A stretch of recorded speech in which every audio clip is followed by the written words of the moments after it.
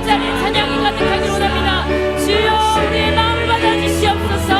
주님을 찬양합니다. 주님을 찬양하오니 주님을 glorify 왕이신 되시며 오소서. 찬송하사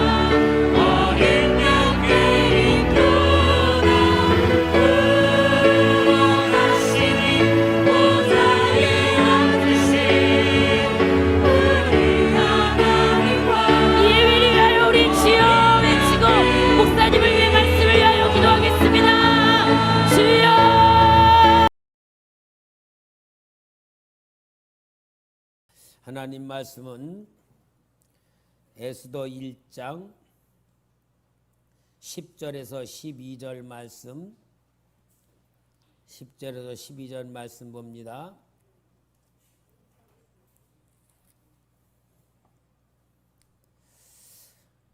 제7일에 왕이 주흥이 일어나서 어전넷이 무흐만과 비스다와 하르보나와 빅다와 아박다와 세달과 가르가스 7사람을 명령하여 왕후 와스디를 청하여 왕후의 관을 정제하고 왕 앞으로 나오게 하여 그의 아름다움을 뭇 백성과 지방관들에게 보이게 하라 하니 이는 왕후의 용모가 보기에 좋음이라. 그러나 왕후 와스디는 내시가 전하는 왕명을 따르기를 싫어하니 왕이 진노하여 마음속에 불붙는 듯 하더라. 아멘. 여러분, 우리 에스더서는 정말 하나님의 역사를 보여주는 말씀으로 어저께는 서론 겸 에스더의 배경, 에스더의 중요성을 이제 말씀을 드렸는데, 진짜 이 왕의 잔치를 180일 동안 하는데 얼마나 호화스러웠는지 넘치도록 막 하고 있었는데, 오늘 여기 보니까 10절에 제7일에 왕이 주흥이 일어나서, 주흥이 뭡니까? 술을 먹고 취해가지고 흥분이 된 거예요. 그렇게 막 그냥 흥분이 되니까 어떤 생각이 들었냐? 우리 백성들에게 내 부인인 왕후, 이 왕후의 아름다움을 보여줘야 되겠다 하는 생각이 들어갔습니다. 그러니까 이 아수에르 왕이 자기 내시 사람들을 보내가지고 너 왕후에게 가서 의관을 정지하고 이 잔치자리에 나와서 우리 백성들에게 왕후의 아름다운 모습을 보여주라고 내 말을 전해라. 그러고 가서 전한 거예요. 그러니까 와스디가 그 말대로 했어요, 안 했어요? 안 했단 말이에요. 왕이 오라고 해도 안 왔단 말이에요. 그러니까 왕이 어땠어요? 여기 보니까 진노하여 마음속에 불붙는 듯 하더라. 속에서 막 뭐가 나서 열불이 팍팍팍팍 난 거야. 막 술 먹은 사람이 또 얼마나 흥분이 더 되겠어. 막 그렇게 하고 있었다는 것을 여기 이야기하고 있는 거예요. 와스디란 이름은 달콤하다, 사랑을 받는 사람, 그런 뜻이에요. 그러면 와스디는 아름다웠을까? 별로 아름답지 않았을까? 메데 바사 나라에서 아마 최고의 아름다운 여인을 왕비로 삼았을 것 아니겠어요? 그러면은 왕은 여기에 자기 아내의 아름다움을 자랑하고 싶어서 모든 백성들 앞에 그래서 오라 그랬단 말이에요. 그런데 이 왕비 와스디가 오지를 않은 거예요. 잘한 거예요, 못한 거예요? 우리 성도님들을 볼 때 지금 와스디가 왕이 오라 그랬는데 안 왔어. 잘하는 거예요, 못한 거예요? 어? 답을 모르겠어? 왕은 그 백성들 앞에 자기 아내를 자랑하려고 7 내시를 보낸 거야. 그럼 한꺼번에 7 내시를 보낸 게 아니고 너 갔다 와라. 그러니까 안 오니까 다른 사람 보내고, 그래서 7 내시를 보낼 정도로 보냈는데도 안 왔단 말이에요. 이 와스디가 얼마나 교만하고 왕의 말을 얼마나 무시하고 우습게 여겼으면은 그랬을까? 여러분, 우리는 그렇게 생각할 수가 있어요. 그런데 왕후라고 하면은 지식이 있을까 없을까? 지식이 있겠죠. 정숙할까 안 할까? 성숙하고. 현명할까 안 할까? 최고로 정숙하고 현명하고 인격적이고 모든 걸 해가지고 합격해서 왕으로 삼았다면은 이성도 있고 지성도 있고 인격도 있고 모든 게 다 있는 이 여자가 왕이 부르는데 안 왔단 말이야. 그러면은 이 와스디가 왜 안 왔을까? 왜 안 왔을까? 와스디는 그 나라의 풍습이 지금도 그렇지만 여자들이 뭐해? 얼굴을 가리우고 다니는 만큼 여자들이 자기들의 몸을 정숙하게 하고 남자에게 보여주지 않을 만큼 관리를 하는 문화와 풍습이 있었어요. 그런데 이 멍청한 인간 술 취해가지고 기분이 나가지고 명령을 내린 그 명령이 와스디가 자기의 용모를 백성에 자랑한다는 것 자체가 그 문화와 그 풍습에서는 전혀 맞지를 않는 거예요. 미친 척하고 나와서 헤매는 어떻게 되겠냐? 결국은 술이 다 끝나고 잔치가 끝난다면은 왕이 술주정뱅이 같은 짓을 했다는 게 백성들 앞에 보여질 수밖에 없는 그런 짓거리였던 거야. 그러니까 술 취하지 않은 왕후 와스디는 내가 가야 되냐 안 가야 되냐라는 고민을 많이 한 가운데 자신을 위해서도 그렇고 왕을 위해서도 그렇고 가야 된다 안 가야 된다? 안 가야 된다라고 결정을 내렸던 거예요. 그런데 이러한 가운데에 와스디가 가지 않으므로 왕이 속에서 불 부는 것 같은 막 역사가 막 일어난 거예요. 막. 그러니까 술 취하면요 정상이 아닌 게 많잖아요.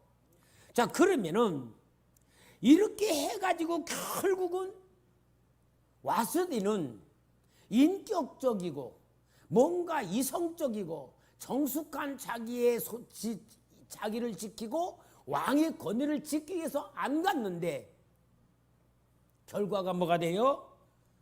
왕비 와스디가 폐위가 되는 역사가 일어나는 거예요. 여기 19절부터 보면 1장 19절부터 왕이 만일 좋게 여기실 때 와스디가 다시는 왕 앞에 오지 못하게 하는 조서를 내리되 바사와 메대의 법률에 기록하여 변경함이 없지 하고 그 왕위의 자리를 그보다 나은 사람에게 주소서. 왕의 조서가 이 광에 대한 전국에 반포되면 귀천을 막론하고 모든 여인들이 그들의 남편을 존경하리다 하니라. 왕과 지방관들이 그 말을 옳게 여긴지라. 왕이 무무간의 말대로 하여 각 지방 각 백성의 문자와 언어로 모든 지방에 조서를 내려 이르기를 남편이 자기의 집을 주관하게 하고 자기 민족의 언어로 말하게 하라 하였더라. 그러면은 왕비는 그렇게 생각하고 결정을 했는데 문제는 뭐냐? 왕의 자존심이 상한 데다가 백성들 앞에서 왕의 말을 안 들은 왕비에 대한 것이 드러나 버리는 거야. 그러니까 결국은 어떻게 되냐? 왕비 와스디를 폐회시키자고 하는 대신들의 결정에 내려서 조서까지 내서 왕비를 폐위를 시키는 거예요.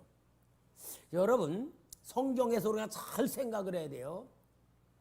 와스디는 잘못한 게 없는 거예요. 실은 자기의 이성과 지성과 인격과 왕의 인격 모든 것에서 자기를 지켰어.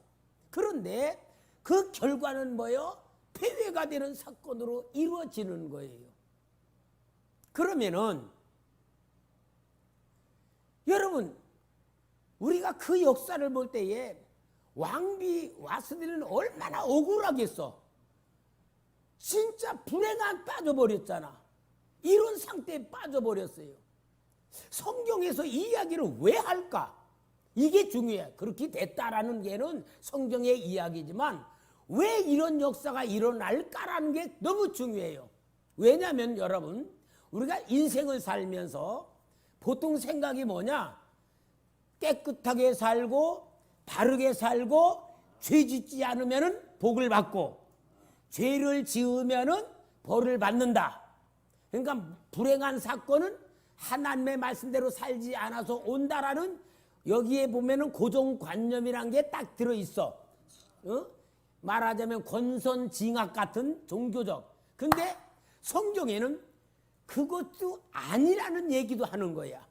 뭐서 욥기서를 통하여서도 그러고 죄 짓지 않은 요셉이 당한 억울함도 그렇고 다윗도 그렇고. 그러니까 우리는 행동에 대한 결과가 선이 나오고 행동의 나쁜 결과 악으로 나온다는 일반 종교적인 개념으로 우리가 신앙생활을 하면은 우리는 실패할 수밖에 없고 하나님의 역사를 모르는 거다 그 말이야.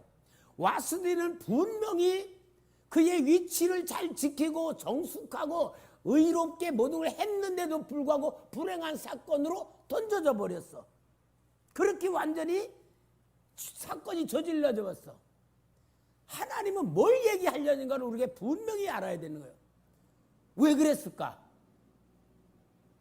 한마디로 여러분이 대답하기는 힘드니까 와스디는 하나님의 편에 서 있는 하나님의 백성이 아니다 그 말이야. 하나님의 뜻을 이루기 위해서는 이미 유대인들에 대한 역사의 계획이 이미 있을 때에 와스디를 하나님은 그를 물리쳐내야지 하나님의 백성을 살릴 수 있는 역사를 이루기 때문에 잘못한 게 없는 와스디는 왕위의 자리에서 쩔려나야 되는 것이 하나님의 역사다 그 말이에요. 이 말을 오늘 우리가 바꾸면은 내가 하나님의 자녀가 되어 있어. 하나님이 나의 아버지셔. 나는 하나님의 거룩함을 믿고 예수님을 믿어. 하나님께서 나를 구원의 반열에 세웠어. 그러면은 내게 일어나는 모든 역사는 내가 원치 않는 역사라 할지라도 내가 계획하지 않는 역사라 할지라도 하나님의 역사라면은 뭐예요? 아멘이 돼야 되고 감사가 돼야 되고 결론적은 뭐예요? 하나님이 나를 위해서 역사하시는 거다라고 봐야 하나님의 역사를 보는 눈이 열린다 그 말이야. 그러니까 와스디가 폐해된 건 누구요? 와스디의 잘못도 아니고 왕이 중에 일어난 사건을 만들어 가지고 쫓겨나게 만드는 것이 하나님의 역사로 봐야지 된다 그 말씀입니다. 그러면 하나님의 역사가 일어난 다음에 이제 이 사건이 일어나는 것이 뭐냐? 2장으로 넘어가서 2장 1절부터 봅니다.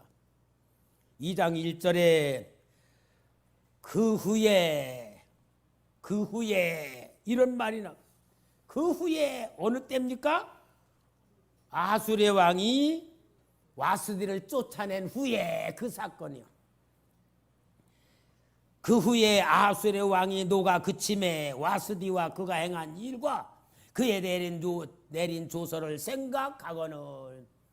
요 말씀을 딱 볼 때 이제 이 아수르의 왕이 내가 그때 잘했다 잘못했다 왜 그랬을까 하고 그때서야 이제 정상적이지 않았던 것을 생각하는 때가 되는 건데 여기 에스더가 요 사건이 그 후에라는 것은요 진짜 중요한 게 뭐냐 1장하고 2장하고의 사이가 4년이 흐른 때예요.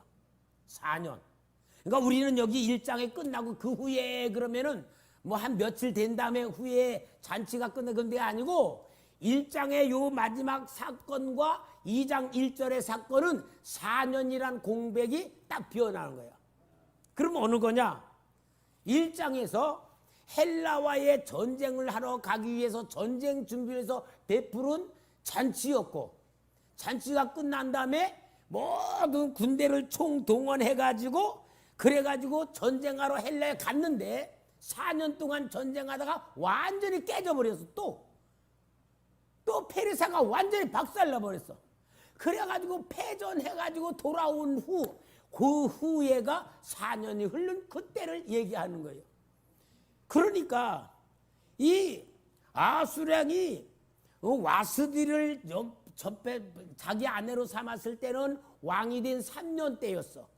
그래서 3년 때 쫓겨났고 그 다음에 4년이 흘러 주기 7년 때 될 때에 이 아하수의 왕이 2장 1절의 사건은 그 후에라고 나오는 겁니다. 자, 그러면은 이제 자기가 뭔가 좀 잘못했구나 하고 전쟁도 졌지, 그 사랑하던 아내도 쫓아버렸지, 그리고 썰렁한 가운데 와서 보니까 이제 옛날 생각이 돌아가니까 이 대신들이 그 방법을 말해주는 것이 뭡니까? 2절에 왕의 측근 신하들이 아뢰되 왕은 왕을 위하여 아리따운 처녀들을 구하게 하시되 하면서 이제 다시 새로운 왕비를 구하는 명령을 내리도록 이제 제언을 해주는 거예요. 그래서 아름다운 왕비를 다시 구하는 사건으로 딱 이루어지는데, 여기에 페르사의 전통이 뭐냐? 반드시 왕후는 페르사 여자야 되어요. 페르사 여자야 되는 조건이 있고, 역사가 헤로도스는 말해요. 왕후는 반드시 페르시아에서 7대 귀족 중에서 아내를 택해야 된다라고 하는 법령이 있었던 거예요. 얼마나 철저한 겁니까? 그런데 여기에 이제 에스더가 이제 왕비로 뽑히게 되는 사건이 2장 5절에서 우리 봅시다. 5절에서 7절까지 우리 같이 6절에서 7절 같이 읽읍시다. 시작. 전에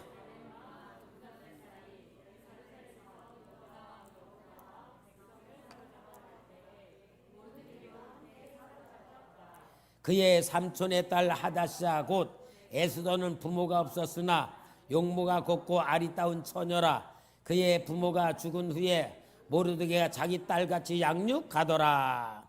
자, 여기에 이 여고냐라고 하는 게 여호야김인데 2차 포로 때, 1차 포로 때는 다니엘과 에스겔이 끌려갔고 2차 포로 때에 모르드게도 끌려왔어요. 2차 포로 때 끌려올 때에 에스더도 같이 끌려왔는데, 에스더는 부모 없는 고아였기에 말하자면은 이 삼촌에 의하여서 같이 와가지고 양육을 받았다. 그래서 이제 이 에스더가 왕궁으로 부름을 받게 됩니다.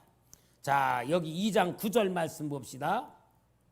헤게가 이 처녀를 좋게 보고 은혜를 베풀어 몸을 정결할 물품과 일용품을 곧 주며 또 왕궁에서 의뢰 주는 7 궁녀를 주고 에스더와 그 궁녀들을 후궁 아름다운 처소로 옮기더라. 그러는데 이렇게 가면 가운데에 에스더에게 모르드게가 진짜 정확한 다짐을 시킨 말이 있어요. 2장 10절 11절 같이 봅시다. 10장 11 시작. 에스더가 자기의 민족과 종족을 말하지 아니하니 이는 모르드게가 명령하여 말하지 말라 하였습니다. 모르드게가 날마다 후궁들 앞으로 왕래하며 에스더의 안부가 어떻게 될지를 알고자 하였더라. 분명히 왕비를 뽑으려면 페르사의 7 신하, 진짜 고위 중에서 자녀를 뽑아야 되는 법령이 있는데, 이 에스더가 그 왕궁으로 가서 가는 가운데에 모르드게가 너 절대 유다 민족이란 말 하지 마라 그런 거예요. 그러면은 왕궁에서 이 후보자들을 뽑을 때에 너는 어디 가문이냐, 어느 족속이냐 분명히 물어볼 텐데 어떻게 그것에 대해서 말을 안 했을까? 안 물어봤을까? 물어봤는데 거짓말을 했을까? 어떤 것 같아요? 상상 좀 해봐야지. 성경에는 없지만 내가 볼 때는 에스더가 너무 예쁘고 아름다우니까 그 심사하는 사람이 물어볼 걸 잊어버릴 것 같아. 하나님이 그렇게 만들 것 같아. 왜? 거짓말을 시킬 수는 없잖아. 성경에 거의 왕 앞에 왕비가 될 사람이 거짓말 시킬 수 없으니까 물어보는 것을 잊어버리게 만들었을 것 같아. 근데 구태여 에스더는 안 물어보는데 내가 유다 족속입니다라고 말할 필요도 없게 만들었을 것 같아. 하나님이 그것밖에 해석이 안 돼. 좌우지간 누구 역사야? 하나님의 역사. 그러니까 여러분, 하나님은 모든 역사에 개입을 하셔서 하나님의 뜻을 만들어 가고 있던 절대적인 권위자라는 거 우리가 믿어야 됩니다. 그게 누구냐? 우리 얘기니까. 그러니까 내가 진짜 하나님의 자녀라는 확신한 믿음과 자기의 정체성만 확실히 있으면 겁날 것 없고요, 염려 근심할 것 없고요, 100% 맡기기만 하면은 하나님이 진짜 오묘하게, 하나님이 정말 아름다운 역사로 나를 끌어가실 줄 믿어요. 근데 하나님이 끌고 가고자 해도 내가 버텨. 아이고 이거 가기 싫고 막 그러면 어때요? 그때는 너 끌려가는 게 고난이야. 끌려가는 과정이 고생이야. 스트레스 받는 거야. 그러니까 여러분, 믿는 성도는요, 믿음을, 절대적인 믿음 갖고 있으면 스트레스도 안 받고 근심 걱정도 안 하고 무조건 은혜가 되고 무조건 감사가 되면은 하나님의 역사 속에 자동적으로, 아주 자동적으로 만들어져 가면서 이끌림을 받는 거야. 그러니까 오늘 우리 에스더서를 통하여 뭐라 하냐? 하나님의 오묘하심, 하나님의 절대적인 역사, 하나님의 계획, 하나님의 뜻, 이 모든 걸 우리에게 얘기하는 거야. 그러니까 우리가 믿음이 좋을수록 걱정 안 하게 되고, 하나님의 절대 주권을 믿으면 믿을수록 평안함이 있고, 우리 인생은 내가 속한 게 아니고 하나님께 속했다라는 건 확신만 가지면은 우리는 정말 행복한 마음으로 이 땅에서 신앙생활 할 줄 믿습니다.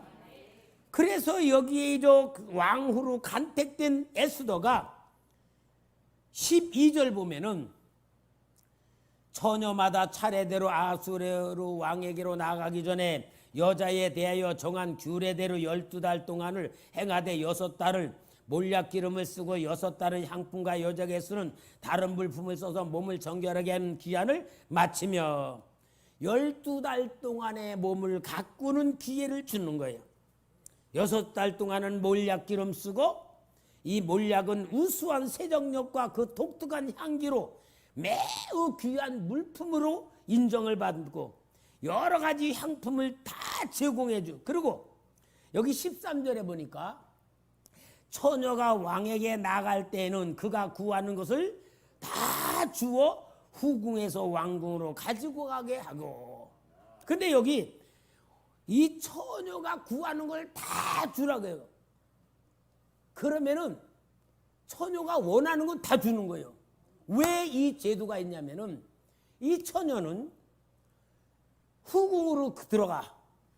왕에게 정실 부부가 못 되어도 왕과 한번 자고 나면은 후궁이 되면은 평생 동안에 다른 데 시집 못 가고 거기서 살게 되잖아. 그러면은 평생 동안에 그렇게 사는 사람에게 마지막 모든 걸 다 줌으로 인하여 뭐냐?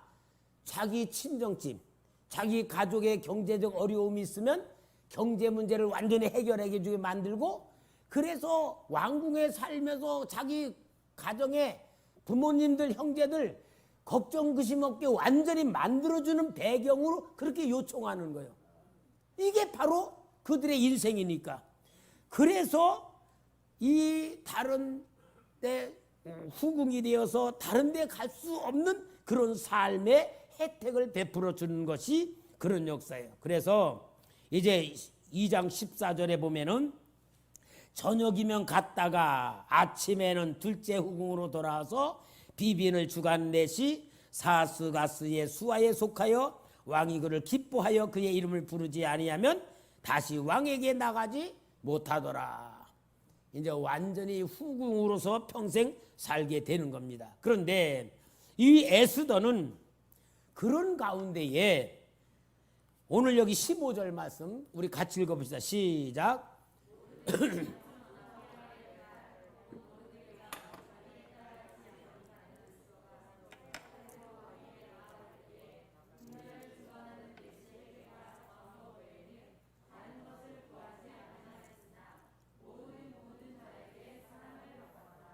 자, 모든 걸 달란 대로 주는데도 불구하고 에스더는 안 받았다 그 말이야. 구하지 않았다 그 말이야. 그러니까 여기 국녀를 주관하는 해기 넷이 해계가 볼 때에 어떻게 했어요? 야, 이 아가씨는 특이하다. 남들은 이런 때에 팔자 고치려고 얼마나 많이 구하는 게 많은데 아무것도 구하지 않고 그 궁전에서 정한 것만 받아가지고 있을 때에 해계가 볼 때에 특별한 사람으로 보이고 다른 사람들도 사랑으로 보였다는 거예요. 그리고 이제 이렇게 그 후보자로 뽑힌 사람들이 함께 생활을 1년 정도 하는데 그 함께 생활하는 사람들 중에서도 투표를 한다는 거야.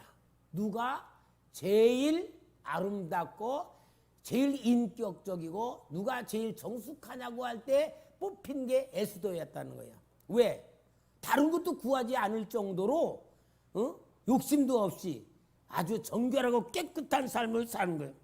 그래서 이제 이 에스더가 아수르의 7년 이제 와스디가 축출된 지 4년 만에 이제 전쟁에서 지고 돌아온 이 아수르의 왕이 에스더를 자기의 왕으로 이제 만들게 되는 겁니다. 그런데 에스더가 왕후가 될 수 없는 조건들이 있었어요.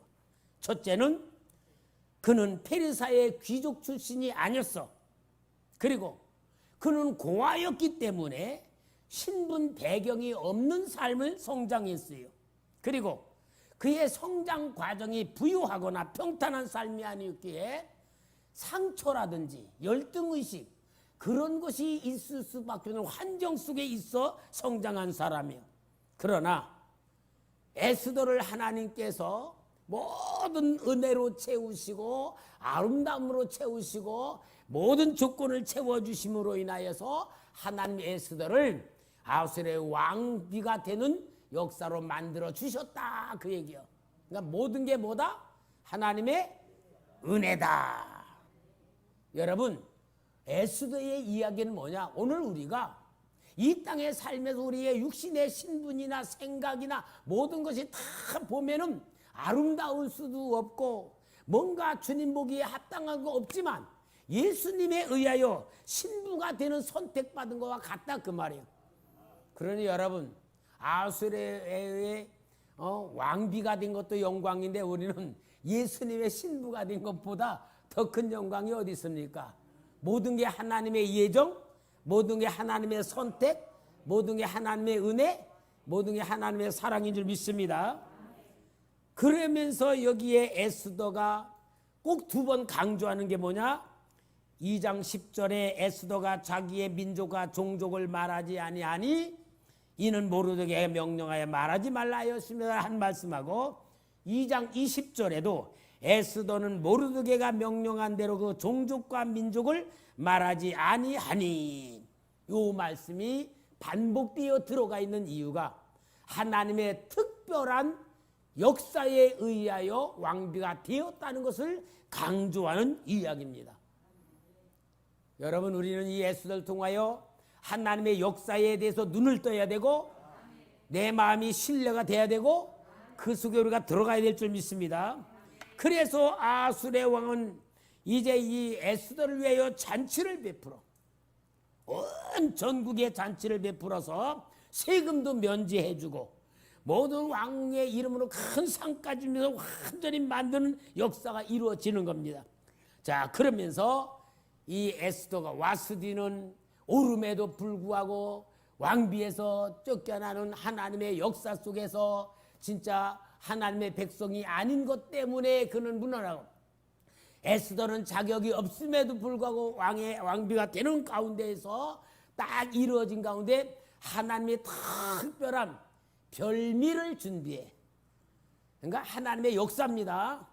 2장 19절에서 23절에 보니까 모르드게가 대궐문에 앉았을 때 문을 지키던 왕의 넷이 빅단과 데레스 2 사람이 원한을 품고 아수르의 왕을 암살하는 음료를 꾸미는 것을 모르드게가 알고 왕후 에스더에게 알리니 에스더가 모르드게 이름으로 왕에게 아뢰니라. 조사의 실증을 얻었으므로 두 사람을 나무에 달고 그 일을 왕 앞에서 궁중일기에 기록하니라. 자, 이 역사를 통하여서 에스더서의 큰 역사가 일어납니다. 에스더서의 큰 역사가 일어나는 그것이 이제 다음에 하나님께서 만드신 별미를 통하여서 이 에스더를 통하여서 모르드게가 유다 민족을 살려내는 그 역사를 만들어 가게 되는 겁니다. 여러분, 하나님의 역사는 항상 우리가 예측하지 못하고 계산할 수도 없고 이룰 수도 없는 그러한 역사를 만들어 가시는 하나님의 역사 속에 우리 사람들이 특별히 하나님 앞에 받은 은혜가 있어요. 내 미래를 안다 모른다? 모른다. 만약에 우리가 하나님의 역사에 의하여 미래가 알게 된다 그러면은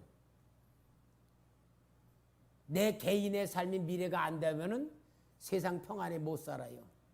예를 들어서 60살이 될 때 내가 내 몸에서 암병이 생길 거다. 그러면은 40살부터 살 맛이 안 날 거예요. 그죠?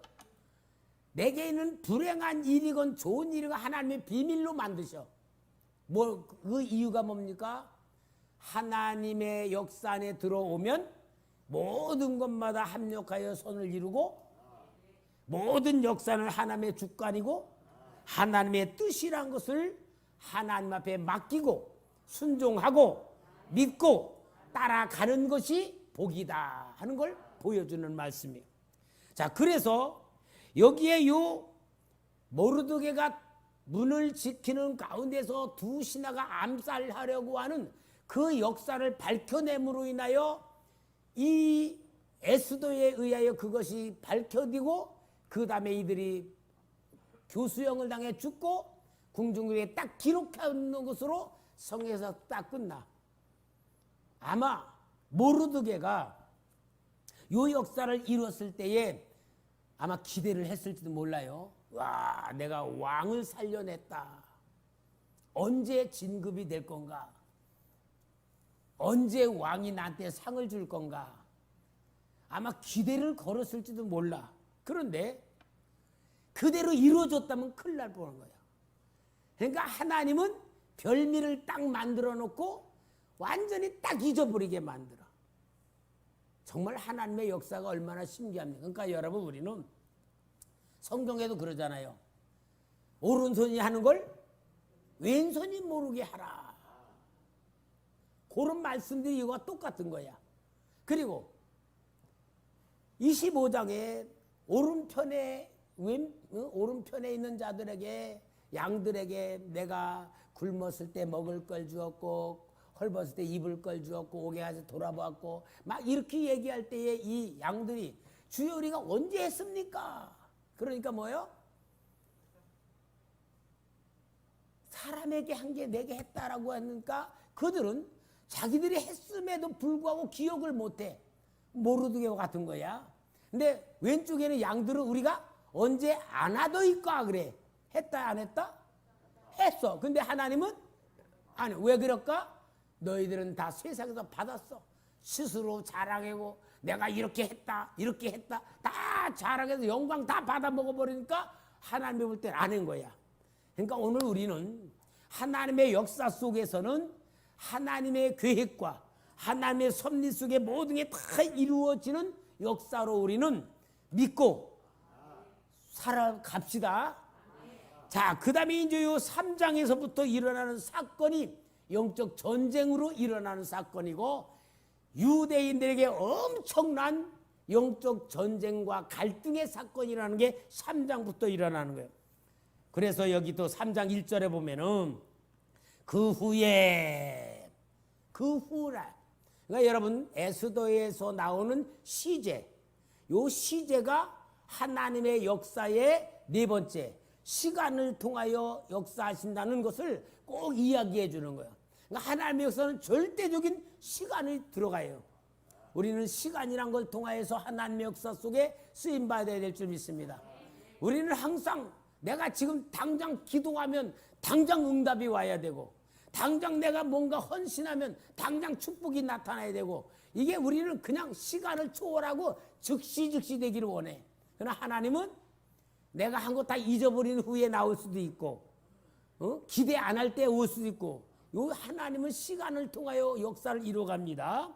그러니까 그 후에 아수에로 왕이 아각 사람 하므다의 아들 하만을 지위를 높이 올려 함께 있는 모든 대신 위에 두니, 요 하만이 아각 사람인데, 아각 사람이 뭐냐? 아말렉 사람이에요. 아말렉 사람. 아말렉 사람은 출애굽기 16장에 보면은 이스라엘 백성들이 애굽에서 나와가지고 가나안 땅 갈 때 아말렉 사람이 뒤에 와가지고 이스라엘 사람들은 36명을 죽이면서 아말렉과의 전쟁이 일어나. 그때 모세와 아론과 훌은 산 위에 올라가서 손을 들고 모세가 기도하면 여호수아와 이스라엘 백성들이 아말렉을 이기고, 손이 피곤해가지고 내려오면은 아말렉이 이기고, 그러는 사건 속에서 아론과 훌이 모세를 앉혀놓고 양쪽에 돌을 쌓아가지고 놓고 손을 올려놔서 양쪽에 붙들고 있어 하루 종일 손이 내려오지 않으므로 아말렉을 다 이기는 사건이 나오는데, 그때 뭐냐? 아말렉은 영원한 하나님의 백성의 원수다. 그 말씀이 나와.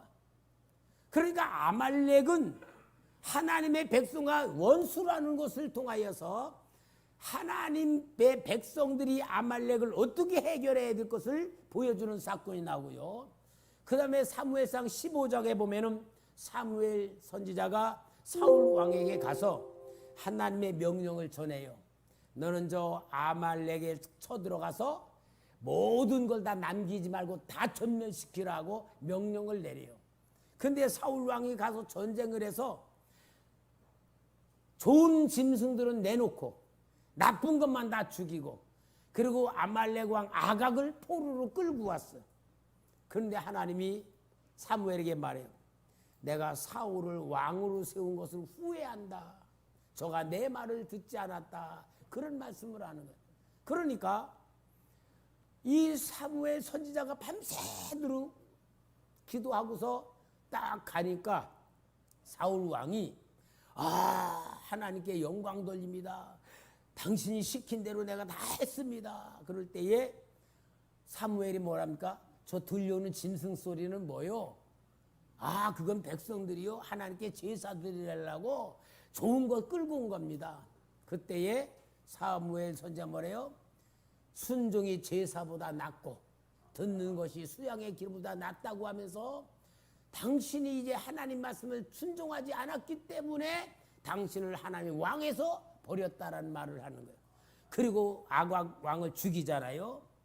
그렇게 함으로써 아말렉과의 이 영적 원수 기간이 계속 이루어지는데, 이제 이 메데파사 나라가 다스릴 때는 뭐 아말렉인이 다 그 바벨론 때부터 그 나라에 들어와 있으니까 아마 그 가운데서 이 하만이 아말렉 족속의 귀족으로서 그것에 올라와 가지고 왕의 신하로 살다가 잘 보여가지고 1등 대신이 되는 사건으로 하만이 최고의 통치자가 되는 사건이 오늘 여기 3장에 나오는 거예요.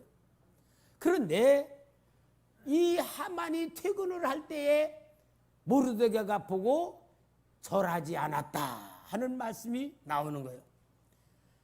자, 그러니까 이 옆에 있는 사람들이 문제야. 3장 3절에 대궐문에 있는 왕의 신하들이 모르드게에게 이르되 너는 어찌하여 왕의 명령을 거역하느냐 하고 날마다 권하되 모르드게가 듣지 아니하고 자기는 유다인임을 알렸더니 그들이 모르드게의 일이 어찌 되나 보고자 하여 하만에게 전하였더라. 아마 하만이 대궐문에 왔다 갔다 할 때 모르드게가 절하는 것을 본 건 아닌 것 같아. 왜? 다 절하려니 생각하고 그냥 지나다녔는데 그 옆에 아부하는 신하들 말이야. 그들이 이제 모르드게 왜 너 절하냐고 물어보니까 모르드게는 나는 유다 사람이다라고 말하니까 그래도 어떻게 되나 보자고 하만에게 얘기한 거예요. 그러니까 하만이 모르드게를 보고서 이제 이게 진짜 절하지 아니하는 걸 보고서 이제 모르드게가 유다인이라는 걸 알게 되고, 그 유다인인 걸 알게 되고 모르드게만 죽이는 게 아니고 유다 모든 민족을 죽이겠다라고 하는 영적 전쟁, 영적 갈등으로 인하여서 이제 왕에게 가는 겁니다. 왕에게 가기 전에 여기에 6절 말씀해 봅시다. 그들이 모르드게의 민족을 하만에게 알림으로 하만이 모르드게만 죽이는 것이 부족하다고 생각하고 아수르의 온 나라에 있는 유다인 곧 모르드게의 민족을 다 멸하고자 하더라. 이제 미움이 이제 진짜 이렇게 시작되는 거죠. 미움이 뭐요? 영적 갈등이고, 영적 갈등이 뭐요? 하나님의 백성과 사탄의 백성을 상징하는 아각 사람과의 영적 전쟁이 벌려지는 겁니다. 그래서 하만이 그러면 유대인들을 어떻게 죽일까 하고 생각하면서 제비를 뽑아. 1월달, 2월달, 3월에서 12월달 제비를 뽑는데 여기 7절 말씀에 아수르의 왕 제12년 첫째 달 곧 니산월에 무리가 하만 앞에서 날과 달에 대하여 부르고 제비를 뽑아 12달째 곧 아달월을 얻은지라. 아달월이 12번째 달인데 지금 제비 뽑을 때가 1월 달이에요. 그러니까 12달 후에 유다인들 모든 페르사 안에 있는 모든 유다인들을 완전히 멸망시키겠다는 날짜로 딱 뽑고 아달월 13일 날로다가 뽑게 되는 겁니다. 그래서 딱 뽑아놓고 이제 왕에게 간 거예요. 하만이 가서 뭐라 그러냐면은 왕이요, 우리 제국 안에는 특별한 규칙과 법령을 가지고 이 페르사 법을 지키지 아니하는 이민족이 좀 있습니다. 그 민족들은 우리 제국에 유익을 절대로 주지를 못하고 있는 민족인데 이들을 우리 제국에서 제거해야 되겠습니다. 그리고 옳게 여기면은 조서를 좀 꾸며 주십시오라고 말을 하면서 9절 말씀 봅시다. 3장 9절. 왕이 옳게 여기시기는 조서를 내려 그들을 진멸하소서. 내가 은 1만 달란트를 왕의 일을 맡은 자의 손에 맡겨 왕의 금고에 드리리이다. 여러분 1만 달란트, 은 1만 달란트. 요 은 1만 달란트 뭐냐? 페르사 나라의 1년 동안의 예산이 약 1만 5천 달란트인가 그렇다 그래요. 그럼 이 어마어마한 돈이잖아. 근데 왜 이걸 드리고자 하냐면은 지금 아수랭이 그리스와 전쟁에서 패했잖아. 경제적으로 얼마나 많이 빈약해지고 손해가 났어. 그것에 채우겨 죽었다고 제안하는 방법이 이거였어요. 왕은 아니 그게 누구 민족인지는 중요하지 않고 1만 달란트를 국고에 드리겠다고 하는 것에 생각이 들어서 반지 빼준 거야. 네가 해라. 그거 다 알아. 네가 해라. 이 하만은 은 1만 달란트를 어떻게 구할 거냐? 유대인들에게 돈이 많이 있는 것을 다 빼내면 그만큼 된다는 것을 봤다는 거예요. 그러면 유대인들이 얼만큼 그때 그 나라에서 흩어져 살면서도 돈을 많이 갖고 있는 민족인가를 볼 수가 있잖아요. 근데 여러분 유대인들은요, 세계 어디든지 흩어져 있어도요 그렇게 돈을 잘 벌어요. 근데 돈 버는 게 유대인들은 어떻게 버냐면은 제일 저기 하는 게 뭐냐? 이자 놀이를 하는 거야. 이자 놀이를 왜 하냐면은 안식일 날도 이자는 빼 들어가. 그러니까 안식일 날도 이자가 늘어가니까 안식일을 초월해서도 돈 벌 수 있는 가장 중요한 것이고, 그 다음에 유대인들은 어느 나라든지 가면은 미움을 많이 받아. 그러면 유대인들이 돈을 많이 벌면은 정치하는 왕이 있다가 어이구 저놈들이 이렇게 우리 나라에 돈을 많이 갖고 있어? 그러면 어떻게 되냐? 유대인들을 쫓아내는 거야. 우리 한국에 살고 있다면 쫓아내버려. 그러면 그래 갖고 있는 모든 땅과 재산과 모든 건 뭐가 돼? 국가 거가 되잖아. 그래서 많이 쫓아내는 거야. 그러니까 유대인들이 그때부터 머리가 깨가지고 땅을 사지 않고 부동산을 사지 않고 보석을 많이 사는 거야. 보석을 많이 사가지고 저장하고 있는 거야. 왜? 보석은 그냥 추방시킨 뭐예요? 가방 하나에만 딱 놓고 가면 전 재산을 가지고 다니까. 그런 이 재능에 눈을 떠 있기 때문에 유대인들은 모든 부유함이 어느 민족에서도 뛰어났다는 거야. 그러니까 하만이 그걸 알고 은 1만 달러들을 넣겠다라고 그렇게 제안을 함으로 인하여서 이제 여기에 왕의 조서를 받게 됩니다. 그래서 13절 말씀에 우리 같이 읽읍시다. 12절부터 시작. 저때 달 13일에 왕의 서기관이 소집되어 하만의 명령을 따라 왕의 대신과 각 지방의 관리와 각 민족의 관원에게 아하수에르 왕의 이름으로 조서를 쓰되 각 지방의 문자와 각 민족의 언어로 쓰고 왕의 반지로 인치니라. 이에 그 조서를 역졸에게 맡겨 왕의 각 지방에 보내니 12째 달 곧 아달월 13일 하루 동안에 모든 유다인은 젊은이 늙은이 어린이 여인들을 막론하고 죽이고 도륙하고 진멸하고 또 그 재산을 탈취하라 하였고. 여러분 여기 보면은 그냥 죽여라 그래도 되나? 근데 어떻게 해요? 죽이고 도륙하고 진멸하고 얼만큼 이 하만이 잔인하게 유대인들을 학살하실 건가를 완전히 계획을 세워서 그걸 조세로 쓰면서 모든 127도의 모든 세계에 다 뿌리게 만들고 그렇게 됨으로 인하여 이제 이 유대인들은 정말 12달 후에는 몰살당할 지경에 놓여져 있었던 겁니다.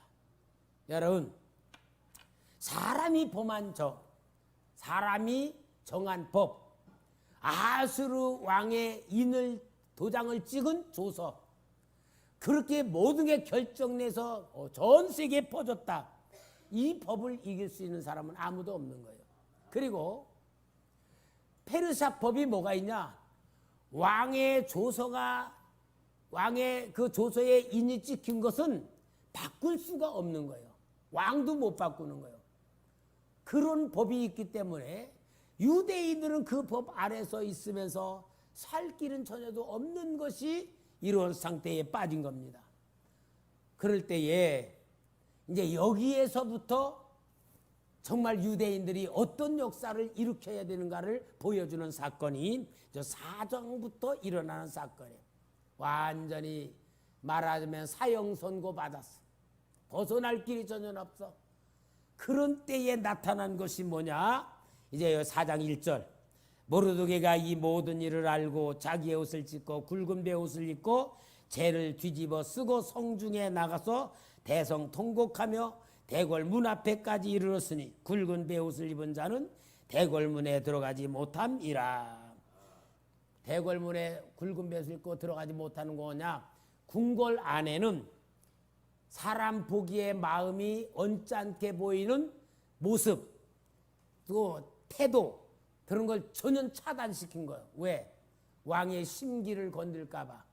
그러니까 모르드게는 대궐문을 지키는 사람임에도 불구하고 그 대궐문을 못 들어가는 상태가 된 거예요. 차단된 거예요. 그렇게 하고 이 조서에 모든 게 다 알려지면서부터 이제 모르드게 개인 한 사람의 문제가 아니고 3절 같이 읽읍시다. 시작.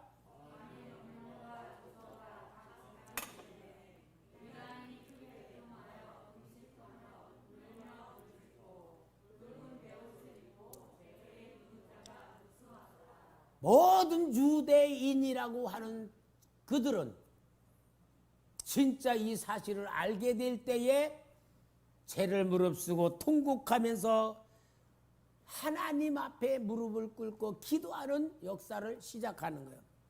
여러분, 이게 정말 우리는 봐야 돼.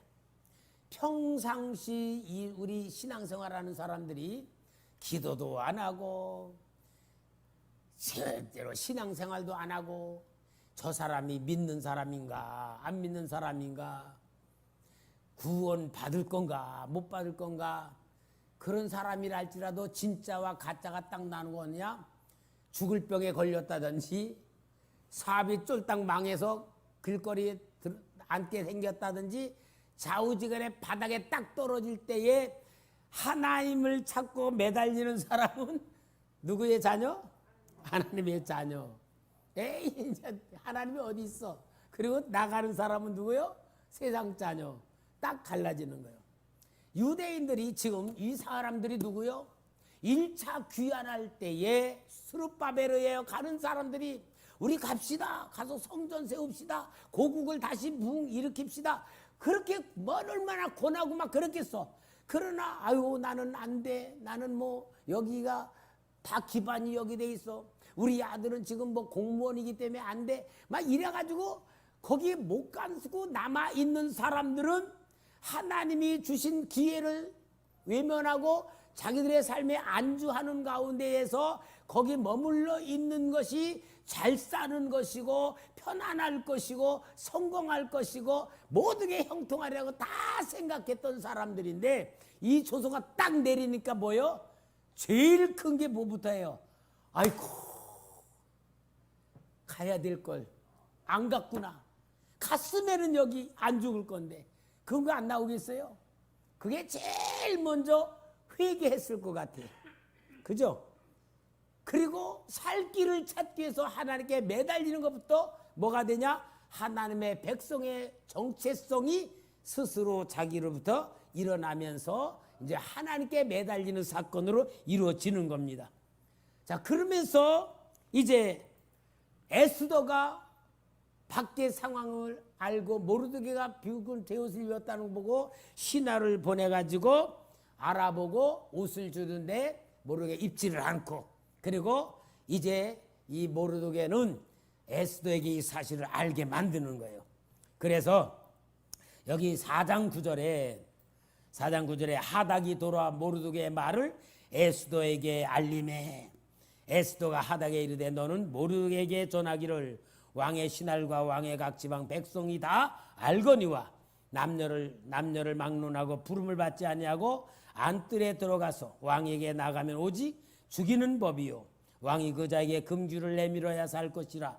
이제 내가 부름을 입어 왕에게 나가지 못한 지가 이미 며칠이라? 30일이라. 한 달. 그러니까 왕이 에스더에게도 관심이 별로 없을 만큼 보지 못한 거예요.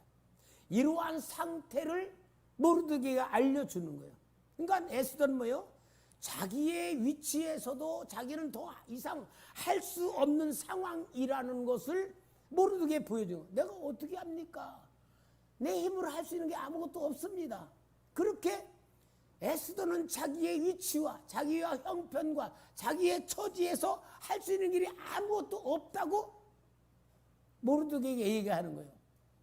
그래서 여러분 에스더는 지금 하나님에 의하여 왕비가 되었다는 것을 아는 거예요? 모르는 거예요? 모르는 거야. 하나님에 의하여 왕비가 되었음에도 불구하고 에스더는 모르는 거야. 그러니까 여러분 우리가요 하나님의 백성으로 하나님의 자녀로 신앙생활하면서 내 일이 이렇게 풀리고 저렇게 풀리고 이렇게 되어 저렇게 하면서 우리가 살아갑니다. 살아가는데 두 종류야.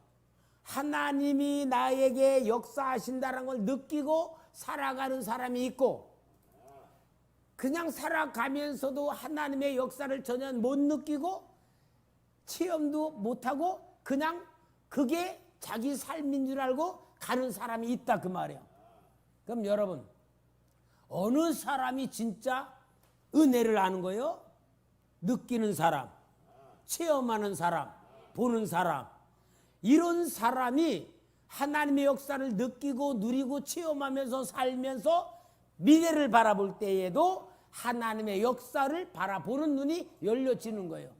그런데 오늘날 내가 살아가며 내가 잘나서 내가 똑똑해서 내가 잘 계산하고 내가 뭐 해가지고 내가 살아가고 있다고 하면은 하나님의 역사 속에 있으면서도 전혀 그 감각이 없어.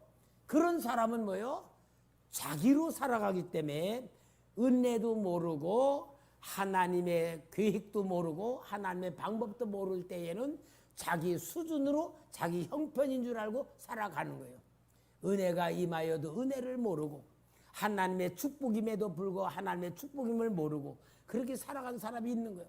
그러니까 에스더서의 가장 중요한 이 사경의 가장 중요한 무엇이 뭐냐? 하나님의 역사하심 속에 눈을 뜨냐 못 뜨느냐 그거예요.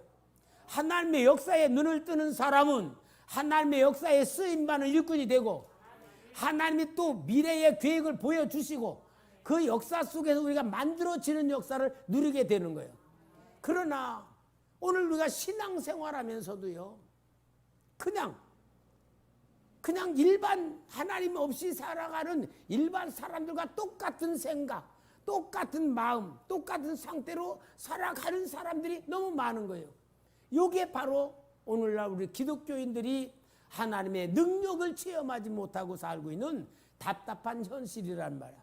우리 초대교회는 진짜 이 축복을 만들어야 될 줄 믿습니다. 우리 집사람이 아는 사모님들 앞에 우리 교회 이 잔치하는 거, 이 사경회 하는 거, 그거를 이렇게 카톡으로 올렸더니 아니 이 무더운 여름에 누가 아무 교회도 이런 거 하지 못하는데 초대교회는 어떻게 그런 거 하냐고 막 초대교회니까 하지. 그죠? 초대교회니까 하는 거예요. 여러분 우리는 에스더를 통하여 나를 보는 눈이 열려지고 정체성이 확립이 되고 나에게 일어난 역사가 눈이 떠지고 하나님의 계획이 보여지고 진짜 하나님이 나를 어떻게 하실 건가 보여지는 축복의 역사가 이루어집시다. 그러니까 여기에 에스더는 자기의 형편과 자기의 입장과 자기의 수준에서 그대로 모르드게에게 얘기를 해요.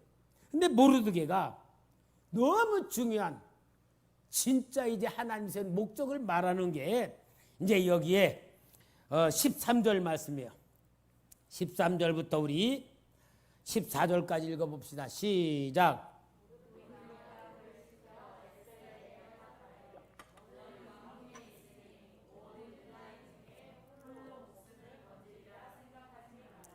이때에 내가 만일 잠잠하여 말이 없으면 유다인은 다른 데로 말미암아 노임과 구원을 얻으려니와 너와 내 아버지 집은 멸망하리라. 내가 왕후의 자리를 얻은 것이 이 때를 위함이 아닌지 누가 알겠느냐. 에스더의 눈을 뜨는 말씀이야. 에스더에게 하나님의 역사에 눈을 뜨게 맞추는 메시지가 이 말씀이에요. 얼마나 이 말씀이 에스더의 눈을 뜨게 만들고 에스더를 세우신 하나님의 역사를 이루게 만들고 그 에스더를 통하여 하나님 백성을 살려내는 역사를 만드는 거예요. 이 말씀이 진짜 에스더서의 가장 중요한 핵심되는 하나님의 역사에 눈을 뜨는 말씀인 줄 믿습니다. 그러니까 오늘 여러분 우리는 어떤 어려운 일을 다 당했을 때에 내 속에서 하나님이 넌 지금 기도할 때다. 요 생각이 들어가는 것이 하나님의 역사에 눈을 뜨게 만드는 환경인 줄 믿습니다. 제일 중요한 건 뭐예요? 목사님이 여러분들이 그런 어떤 환경에 있을 때에 어떻게 하라. 그게 눈을 뜨게 만드는 말씀이겠죠. 그리고 두 번째로는 여러분이 기도를 할 때에 하나님의 역사에 의하여 영적으로 눈을 떠지는 역사 일어나겠죠. 우리가 이런 하나님이 항상 우리 역사 속에 개입하시고 도와주시고 뭔가를 일으키시는 가장 중요한 메시지를 주시는 거예요. 요 말씀을 딱 들었을 때에서야 에스더가 왕으로 세운 정체성에서 눈을 뜨는 거 아니에요. 얼마나 귀한 말씀이에요. 그러니까 이제 여기에 에스더의 대답이 뭡니까? 이제 15절 16절 말씀 다 같이 읽읍시다. 시작. 모르드게에게 회답하여 이르되 당신은 가서 수산에 있는 유다인을 다 모으고 나를 위하여 금식하되 밤낮 3일을 먹지도 말고 마시지도 마소서. 나도 나의 시녀와 더불어 이렇게 금식한 후에 규례를 어기고 왕에게로 나아가리니 죽으면 죽으리다 하니라. 할렐루야. 왕위로서 사는 게 아니고 이제 나는 하나님에 의하여 죽으면은 죽겠습니다. 이게 바로 에스더를 왕으로 세운 하나님의 뜻에 딱 매체가 되는 역사예요. 그러니까 에스더가 뭐예요?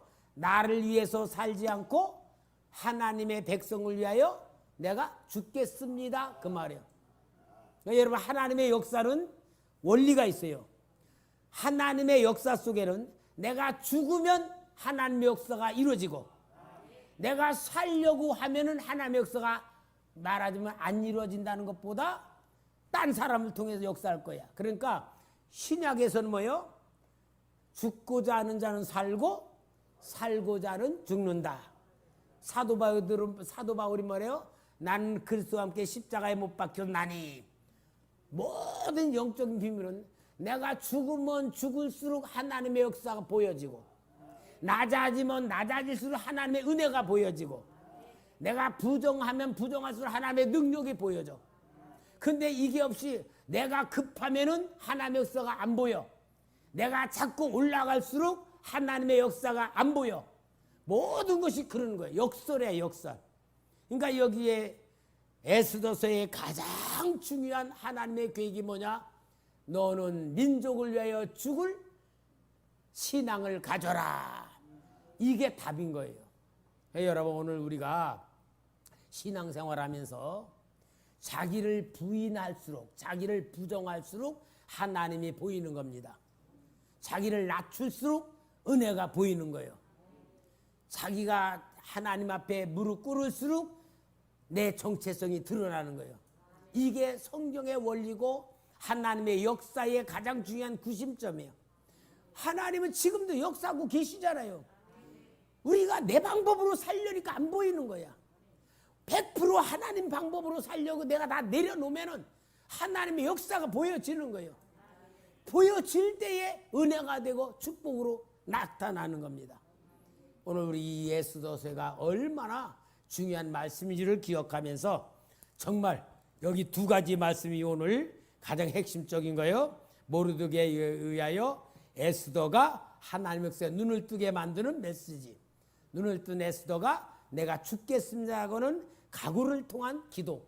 이것이 에스더의 가장 중요한 내용의 말씀인 걸 깨닫고 우리 에스더 속에 들어가서 나도 하나님께서 나를 세우시는 정체성에 눈을 뜨는 메시지가 되길 바랍니다.